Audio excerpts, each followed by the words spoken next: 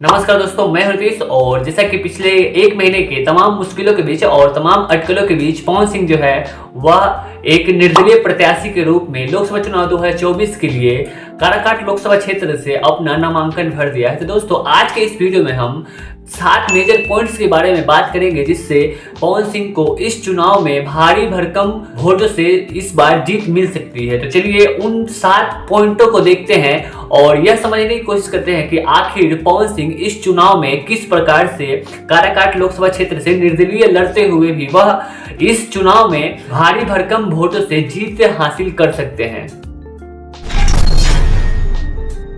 दोस्तों, हमारा पहला जो पॉइंट है वह है पवन सिंह का ग्लोबल स्टार का होना। तो दोस्तों, पवन सिंह जो है वह एक तरह से ग्लोबल स्टार है क्योंकि दोस्तों उनका जो लॉलीपॉप सॉन्ग है वह पूरे विश्व में उनका यह लॉलीपॉप सॉन्ग को लोग सुनते हैं और इसे बहुत ज़्यादा पसंद करते हैं और उनके लॉलीपॉप सॉन्ग के द्वारा ही उन्हें काफ़ी ज़्यादा पॉपुलैरिटी मिली थी। तो दोस्तों, यह उनका सॉन्ग जो है वह पूरे विश्व में प्रचलित होने के कारण यह उनका एक प्लस पॉइंट साबित हो सकता है, जिसके कारण वह 2024 के लोकसभा चुनाव में वह जीत हासिल कर सकते हैं।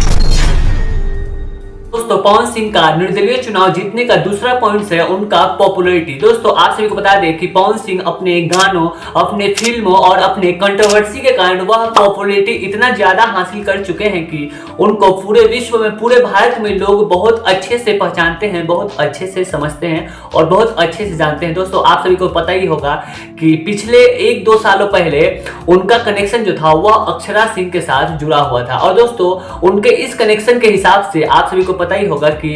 एक इंटरव्यू अक्षरा सिंह ने किया था। मतलब लोगों ने ऐसा कहा था कि वह पवन सिंह के बच्चे को मार दी थी, पवन सिंह के बच्चे को वह गिरा दी थी और उनकी इस प्रकार की पवन सिंह की कंट्रोवर्सी जो हमें बहुत ज्यादा देखने को मिलती है। और पिछले कुछ महीनों पहले भी हमें एक कंट्रोवर्सी देखने को मिली थी जो बंगाल के आसनसोल से देखने को मिली थी। बंगाल के आसनसोल से टिकट मिलने के बाद लोग उनको वहां से बायकॉट करने लगे थे उनके गानों को लेकर, उनके अश्लील गानों को लेकर। तो उनकी कंट्रोवर्सी जो है वह बहुत ही पुरानी है और उनके कंट्रोवर्सी के कारण ही, चाहे वह नेगेटिव कंट्रोवर्सी हो या पॉजिटिव कंट्रोवर्सी हो, उनके कंट्रोवर्सी के कारण ही उनको लोग बहुत अच्छे से और बहुत ज्यादा लोग जानते हैं और यह उनका इस बार के चुनाव के लिए बहुत अच्छा ही प्लस पॉइंट साबित हो सकता है।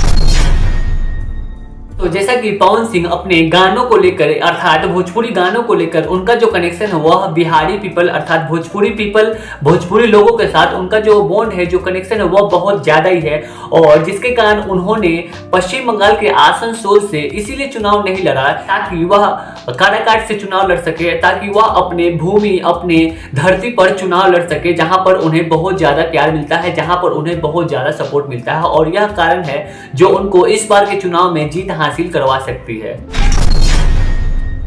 दोस्तों, इस बार के चुनाव में पवन सिंह इसलिए भी जीत दर्ज कर सकते हैं क्योंकि उनका जो कनेक्शन है अर्थात उनका जो सपोर्ट है वह भोजपुरी जो 2 आदर्श स्टार है जैसे नीलकमल सिंह, उनके द्वारा भी उन्हें काफी ज्यादा सपोर्ट मिल रहा है। वे भी इन्हें काफी ज्यादा सपोर्ट कर रहे हैं। जब उन्होंने काराकाट से अपना नामांकन दाखिल किया था उस समय आप उनके वीडियोस को देख सकते हैं कि वहां पे कई जो स्टार है, जो भोजपुरी के सुपरस्टार है, वे उनका सपोर्ट करने के लिए आए हुए हैं। जैसे कि नीलकमल सिंह और खेसारी लाल यादव के पिता भी उन्हें सपोर्ट कर रहे हैं और उनके सपोर्ट में बहुत अच्छे तरह से खेसारी लाल यादव के जो पापा हैं वह उनके सपोर्ट में बहुत अच्छे तरीके से भाषण दिए थे। तो यह भी उनके लिए एक प्लस पॉइंट साबित हो सकता है इस बार के लोकसभा चुनाव के लिए। इस कारण से भी इस बार जीत दर्ज कर सकते हैं। जैसा कि हम लोगों को पता ही है कि पवन सिंह को सबसे पहले बीजेपी की ओर से पश्चिम बंगाल के आसनसोल से टिकट दिया गया था, लेकिन पश्चिम बंगाल के टीएमसी सरकार के कुछ नेताओं द्वारा उनका बायकॉट उनके गानों को लेकर किया जाने लगा, जिसके कारण उन्होंने पश्चिम बंगाल के आसनसोल से चुनाव लड़ने से मना कर दिया था और जिसके बाद उन्होंने लगभग 1 से 1.5 महीना तक इंतजार किया था ताकि बीजेपी उनको आसनसोल के अलावा दूसरे जगह से टिकट दे दे। परंतु 1-1.5 महीना इंतजार करने के बावजूद भी पवन सिंह को दूसरे क्षेत्र से उनको बीजेपी की ओर से टिकट नहीं मिला था और इसको लेकर पवन सिंह जो है उन्होंने बीजेपी अध्यक्ष जेपी नड्डा से भी मुलाकात की थी, पर मुलाकात करने के बावजूद भी उनकी बात न बनी। अर्थात इस प्रकार बीजेपी की ओर से पवन सिंह को धोखा मिल गया, जिसे पूरे भारत के लोगों ने देखा, जाना और यह उनके लिए एक प्लस पॉइंट साबित हो सकता है। दोस्तों जैसे कि आप सभी को पता ही है कि काराकाट जो लोकसभा क्षेत्र है वह एक प्रकार से बहुत ही प्रचलित और बहुत ही जाना पहचाना लोकसभा क्षेत्र है और यहाँ से पिछले जो लोकसभा के चुनाव हुए थे उसमें जेडीयू के महाबली सिंह ने यहाँ से जीत दर्ज की थी और उससे पहले 2014 के लोकसभा चुनाव में उपेंद्र कुशवाहा ने यहाँ से जीत दर्ज की थी। लेकिन दोस्तों पवन सिंह के रहते हुए यहाँ पर इस बार इन दोनों में से किसी की भी जीत दर्ज करने की उतनी ज्यादा संभावनाएं हमें देखने को नहीं मिल रही है, क्योंकि दोस्तों इस बार जो पवन सिंह है उनकी पॉपुलैरिटी के कारण यहाँ के लोग जो है उनको बहुत ही ज्यादा सपोर्ट कर रहे हैं। उनकी रैलियों को देखकर आप समझ सकते हैं कि उनकी रैलियों में कितने सारे लोग उनको सपोर्ट करने के लिए आ रहे हैं और यह उनके लिए एक प्लस पॉइंट साबित हो सकता है कि उनके विरोध में अर्थात उनके जो विपक्ष में जो उम्मीदवार है वह उतने मजबूत नहीं इस बार उतर पाए हुए हैं। तो दोस्तों यह उनके लिए एक प्लस पॉइंट साबित हो सकता है।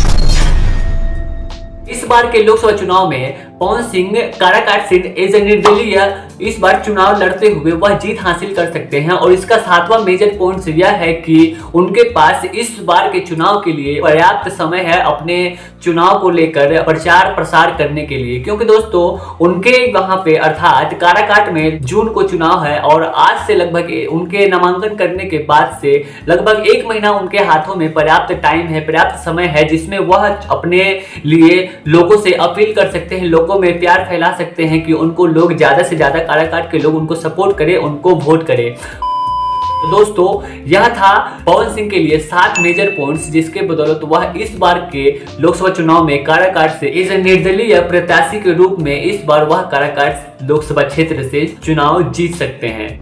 दोस्तों आपको क्या लगता है यह 7 मेजर जो पॉइंट्स है वह उनके लिए क्या जीत हासिल या जीत दर्ज करवा सकती है या नहीं? आपको क्या लगता है कमेंट करके जरूर बताएं।